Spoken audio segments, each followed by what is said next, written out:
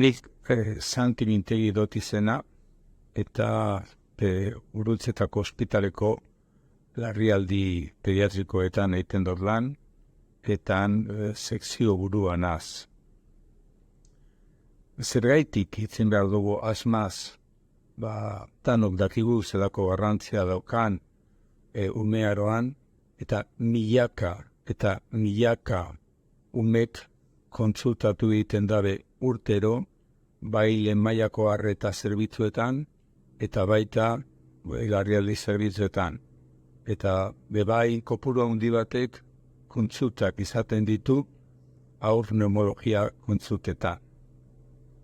Zergaitik asmaren ibilbide asistentziala.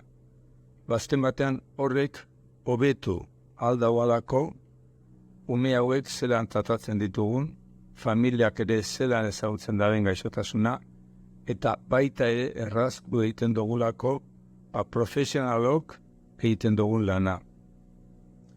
Ibilbide asistentzial honetan danok hartzen dugu parte, lehen mailako arretako osagileak, eta larrialdi zerbitzuetan lan egiten dugunok, hospitalizazioan, intensibotan, eta baita haur neumologia kontsultetan.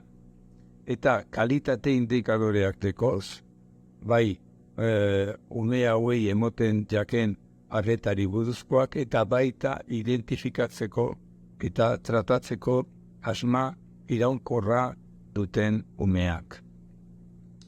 Hore helburua da, azken batean, erraztu profesionalok egiten dugun lana, eta asmaren ibilbide asistentzialaren helburua da era guztietako profesionalak. Eta lana errazteko galdetegi bat sortuko da, eta hori beste pildora batzuetan azalduko da.